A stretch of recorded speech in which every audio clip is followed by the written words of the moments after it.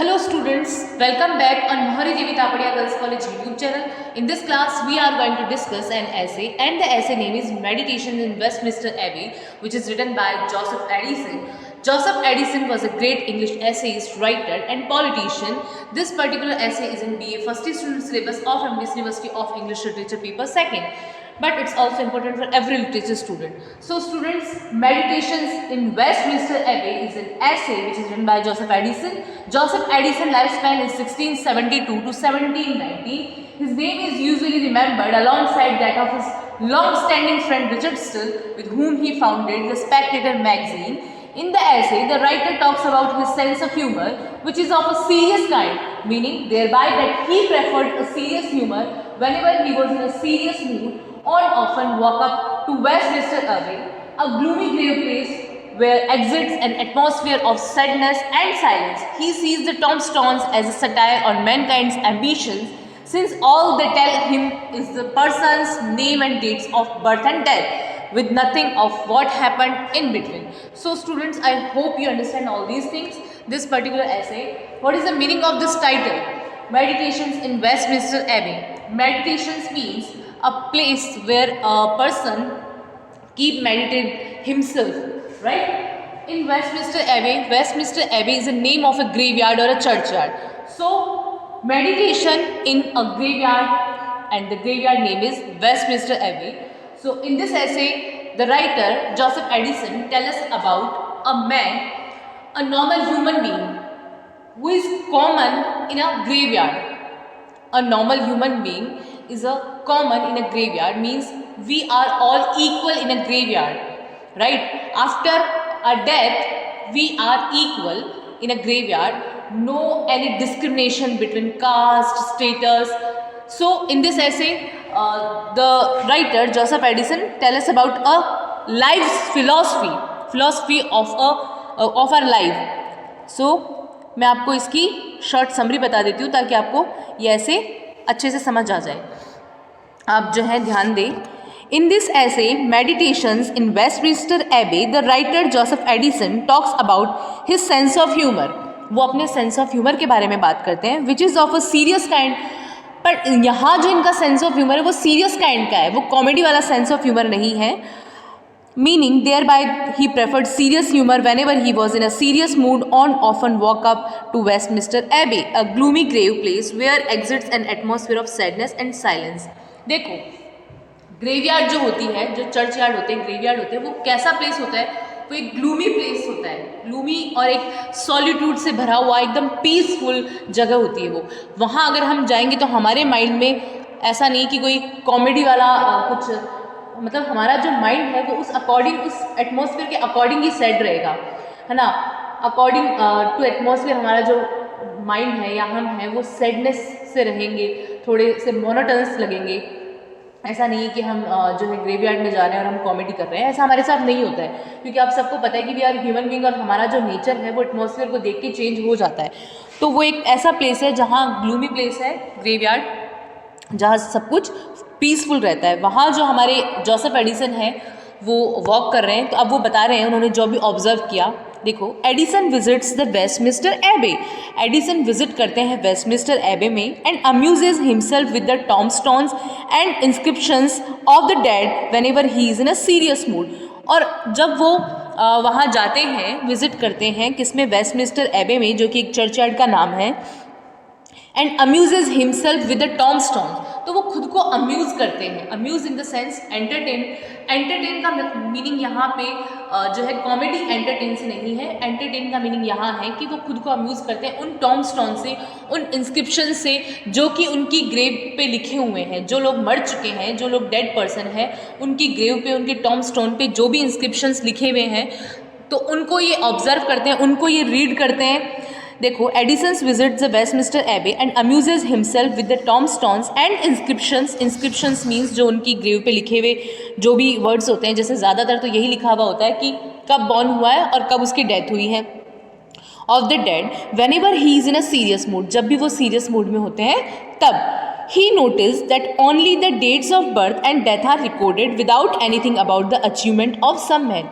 और जब वो ग्रेव यार्ड को देखते हैं, ग्रेव यार्ड में विजिट करते हैं और जब वो ग्रेव्स को देखते हैं और ग्रेव पे लिखे हुए जो इंस्क्रिप्शंस जब वो देखते हैं तो उनको ये चीज़ फील होती है कि जो डेड पर्सन है उसका सिर्फ यही नोटिस उन्होंने किया कि उसका सिर्फ बॉर्न और उसकी डेट का टाइम लिखा हुआ है, उसके अलावा जो भी इन बिटवीन उनकी लाइफ में अचीवमेंट्स हुए वो किसी ने भी उनकी टॉम्बस्टोन पे या उनकी ग्रेव पे नहीं लिखे हुए हैं. He notice that only the dates of birth and death are recorded without anything about the achievements of some men. He is reminded of persons mentioned in heroic poems who have high sounding names given to them for no other reasons that they were knocked on their head. फिर उन्होंने उन persons को याद किया जो heroic poems में हुआ करते थे, बड़े बड़े वीर योद्धा को, जिन्होंने who have high sounding names, जिनके नेम काफ़ी फेमस हुआ करते थे, high sounding names given to them for no other reasons, उनको नेम दिए गए कोई भी रीज़न के लिए नहीं, then that they were knocked on their head, वो भी वहीं पे है. मीन्स मैंने आपको बताया था कि we are equal in graveyard, after our death we are equal. समझ आ रहा है आपको कि हमारे मरने के बाद हम सब इक्वल हैं, हमारे बीच में सारा डिस्क्रिमिनेशन ख़त्म हो जाता है. हम किस फैमिली से बिलोंग करते हैं, हम किस कास्ट से बिलोंग करते हैं, हमारा क्या स्टेटस है, कुछ भी मायने नहीं रखता है. अभी जब तक हम अलाइव हैं तब तक हम खुद इंसानों ने ये डिस्क्रिमिनेशन बनाया हुआ है. मरने के बाद हम सबको एक ही जगह जाना है. तो वो यही कह रहे हैं कि मैंने उन हीरोइक जो योद्धा थे, वीर योद्धा थे, उनको भी देखा, वो भी यहाँ पर सेम है. He thinks that incomplete records on the tombstones are a sort of satire upon the departed person. तो ये कह रहे हैं कि जो इनकम्प्लीट रिकॉर्ड है किसका, जो भी पर्सन मर चुका है, जो भी डेड पर्सन है, उनके इनकम्प्लीट रिकॉर्ड्स हैं. ग्रेव पे तो सिर्फ उनका डेथ और बॉर्न ही लिखा हुआ है, उसके अलावा जो भी उनकी लाइफ में अचीवमेंट्स थे, जो लोगों ने, जो वीर योद्धा थे, उन्होंने बड़ी बड़ी जो लड़ाइयाँ करी है, वॉर को जीता है, ये सारी चीज़ें कहाँ गई. इन बिटवीन कुछ भी नहीं है, सिर्फ जाने के बाद दो ही चीज़ें याद करी गई कि वो कब बॉर्न हुआ और कब उसकी डेथ हुई. तो वो कह रहे हैं कि ये डिपार्टेड पर्सन पे एक सटायर है. ये चीज़ अगर आप ग्रेव पे सिर्फ इतना लिखते हो तो ये आप क्या करते हो, उन पे व्यंग्य करते हो. तो ये एक तरह से ये जो ऐसे है, ये जो इंसान मर चुका है, डिपार्टेड पर्सन है, उस पर एक सटायर है. ठीक है, देखो, he thinks that incomplete records on the tombstones are a sort of satire upon the departed person. So this essay is also a sort of satire upon the departed person. जो इंसान मर चुका है उस पर सटायर किया गया है. During of this visit to the abbey, Addison entertained himself with the digging of a grave. जब वो विजिट करने गया वेस्टमिंस्टर एबे में, अपने विजिट के दौरान उसने क्या किया, एक ग्रेव को डिग किया. डिगिंग मतलब खोदना. During of this visit of the abbey, Addison entertain himself, उसने खुद को एंटरटेन करने के लिए with the digging of a grave, एक ग्रेव को खोदा. ही सीज, उसने क्या देखा, पीसेज ऑफ बोन्स, हड्डियों के कुछ पीसेस देखे, mixed up with a kind of fresh mouldering earth, जो कि एक फ्रेश मोल्डरिंग अर्थ में मिल चुके हैं. देखो, जब हमारा जो राइटर है जोसेफ एडिसन, वो जब गया वेस्टमिंस्टर एबे में विजिट करने के लिए, तो उसने खुद को अम्यूज़ किया, खुद को एंटरटेन किया, और खुद को एंटरटेन करने के लिए उसने क्या किया, एक ग्रेव को खोदा. एक ग्रेव को खोद के उसने देखा कि अंदर क्या है. उसने देखा कि अंदर बोन्स है जो कि मिक्सड अप है किसके साथ, हमारी मिट्टी के साथ, है ना, हमारी सॉइल के साथ मिक्सड अप हो चुके. He sees pieces of bones mixed up with a kind of fresh mouldering earth. The dead bones and skulls of innumerable people lie under the pavement of that ancient cathedral. फिर वो कह रहे हैं, further he saying, the dead bones and skulls. देखो, जो dead bones है और जो उसका कंकाल है वो क्या हो रखे हैं, डेड बोन्स और skulls of innumerable people lie under the pavement of that ancient cathedral.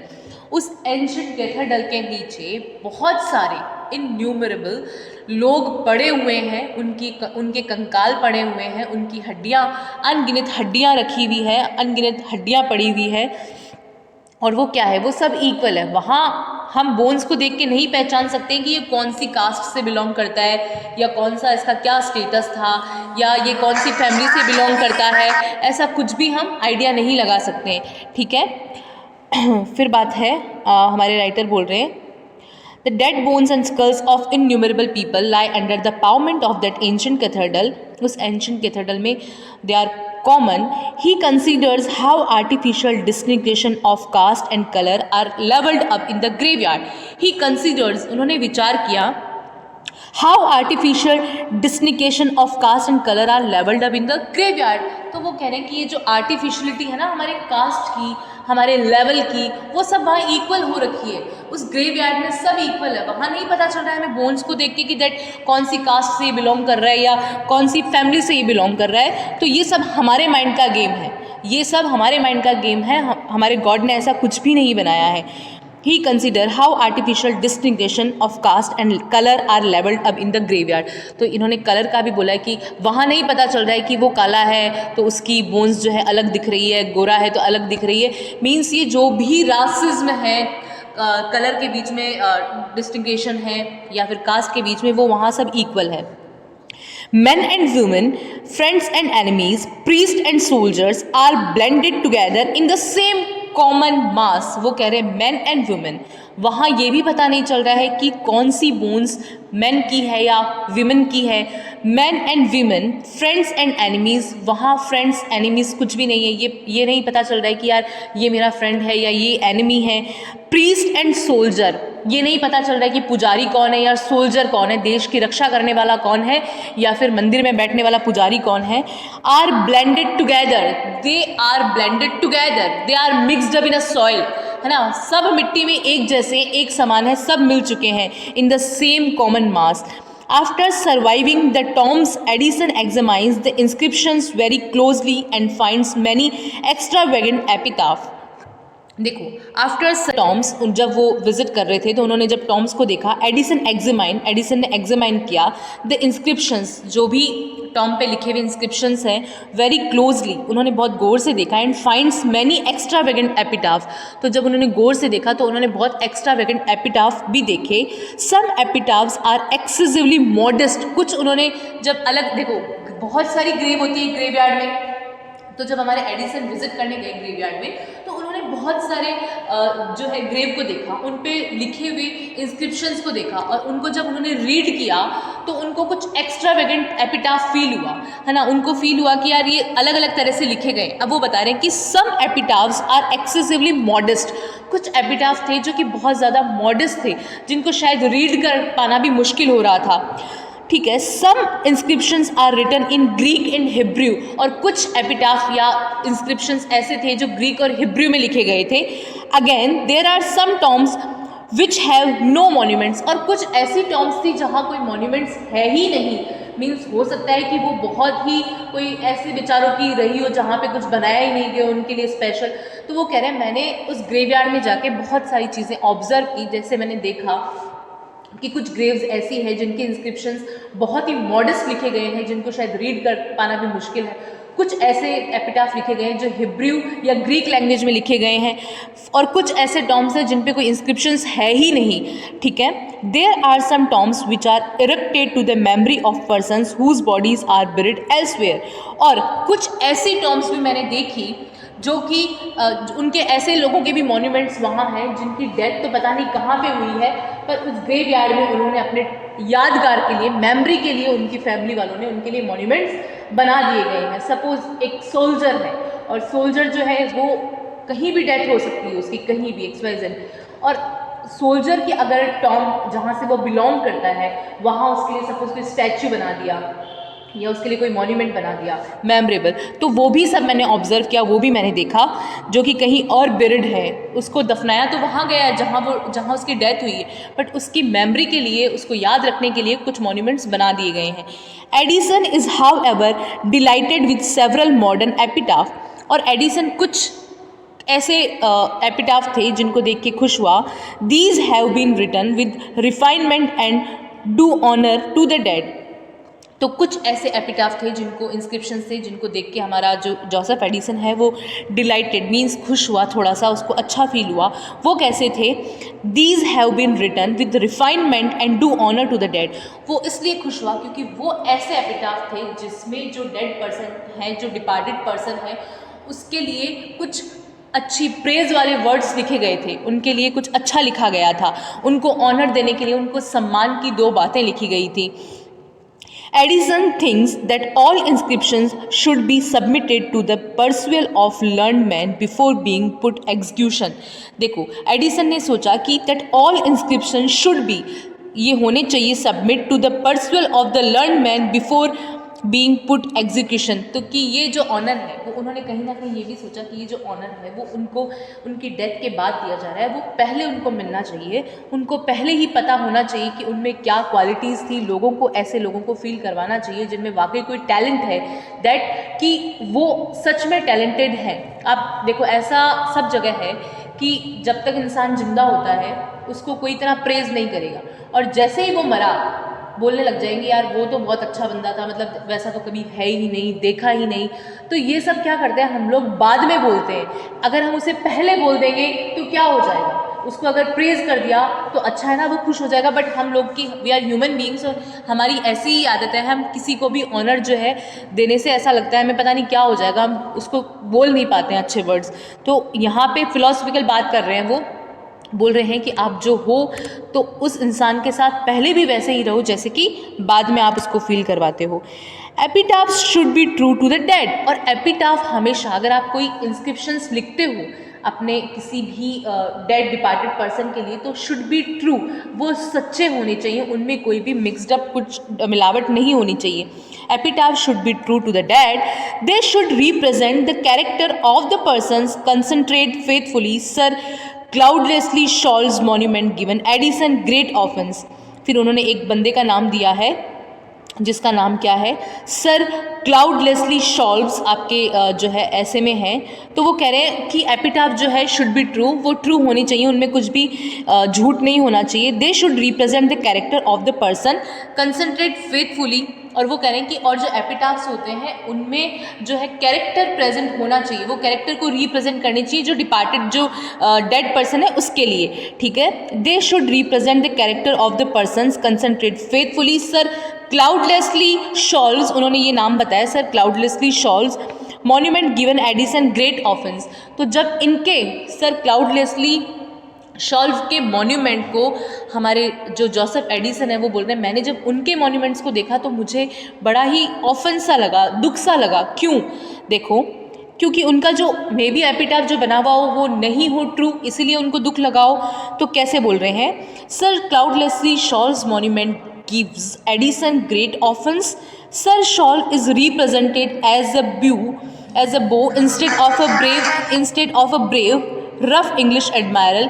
तो वो कह रहे हैं कि जो ये है हमारे जो उन्होंने नाम बताया क्लाउडलेसली शॉल्व, उनके मॉन्यूमेंट को देख के हमारे जो राइटर हैं वो बड़े दुखी हुए, क्योंकि Sir Shovel is represent as a beau instead of a brave, कि उनको उनके इंस्क्रिप्शन में बो बता दिया गया, BEAU इज प्रोनाउंसिएशन इज बो। बो मीन्स ऐसा इंसान जो जिसमें कोई लाइक स्ट्रॉन्ग नहीं हो, जो ब्रेव नहीं हो, तो उनको उल्टा बता दिया गया इंस्टेड ऑफ ब्रेव, जबकि वो एक ब्रेव पर्सन थे। तो ये तो चीज़ गलत है ना, कि भाई जो इंसान जैसा है उसके बारे में वैसा ही लिखो, एपिटाफ शुड बी ट्रू होनी चाहिए। तो उनको ये देख के बड़ा दुख हुआ कि उनकी मॉन्यूमेंट्स पे उनको बो बताया गया है। Sir Shaw is represented as a bow instead of a brave, rough English admiral that he was, जो कि रफ इंग्लिश एडमायरल बताया गया। The Dutch appear to him better than the English in the respect. The Dutch appear to him, और जो Dutch में लिखा गया था, डच लोगों ने क्या किया, उन्होंने सही लिखा उनके लिए, the Dutch appear to him better than the English in the respect. तो डच में उनके लिए अच्छा लिखा गया than the English. Addison derives lessons of morality from the graves. तो इस ऐसे के थ्रू या फिर इस ग्रेवयार्ड के थ्रू वो हमें मॉरल लेसन क्या दे रहे हैं, Edison derives lessons of morality from the Graves. Morality का लेसन देते हैं वो ग्रेव से। कैसे? He is filled with मेलनकली thought and Solomon recollection. वो एकदम भर चुके थे किससे? मेलनकली से, सॉलिट्यूड से, थॉट से, है ना, सोलमन रिकलेक्शन से। ही फील्स, उन्होंने फील किया, greatly enriched by his visit, अपने विजिट के दौरान, अपनी जब उन्होंने विजिट किया वेस्टमिनिस्टर एबे में, तो उनको क्या फील हुआ? Every emotion of envy dies in him, कि कोई भी emotion, every emotion of envy, envy मतलब ईर्ष्या, ईर्ष्या का कोई भी इमोशन अगर हमारे अंदर आए, डाइज इन हिम, मर जाना चाहिए। He sees that vanity of grieving for those we are soon to follow, he sees उन्होंने देखा the vanity of grieving for those we are soon to follow. He reflects with sorrow and astonishment on the little competition, factions and debates of the mankind when he sees the dates of the tombs of some that died yesterday and some 600 years ago. He thinks of that great day when we all shall be contemporaries and make our appearance together. तो वो कह रहे हैं यहाँ moral lesson ये मिलता है कि कोई भी इंसान जो जिंदा है तब तक उसको किसी से भी डिस्क्रिमिनेशन मत करो तुम, क्योंकि तुम जो हो एक इंसान हो और तुम्हें मरने के बाद इक्वल उसी जगह जाना है जहाँ पुअर जाएगा, जहाँ एरिस्टोक्रेटिक फैमिली, मतलब हम सबका जो इन एक्चुअल जो घर है वो एक ही है। हम चाहे किसी भी फैमिली से बिलोंग करते हो, किसी भी लाइक हमारा कोई कुछ भी स्टेटस हो, किसी भी कास्ट से बिलोंग करते हो या फिर कोई भी कलर हो हमारी बॉडी का, we are same in a graveyard, हम सब इक्वल हैं। इवन जो 600 साल पहले मर चुके हैं उनके साथ ही हमें दफनाया जाएगा, तो वहाँ हम जाने के बाद उनके कंटेम्प्रेरीज बन जाएंगे। ऐसा नहीं है कि हम लोग जो है कुछ स्पेशल हमें कुछ मिलेगा कि भाई यार तुम अभी अभी मरे हो और तुम्हें 600 साल पुराने आदमी के साथ कैसे बिल्ड कर सकते हैं, तो ऐसा कुछ भी नहीं होने वाला है।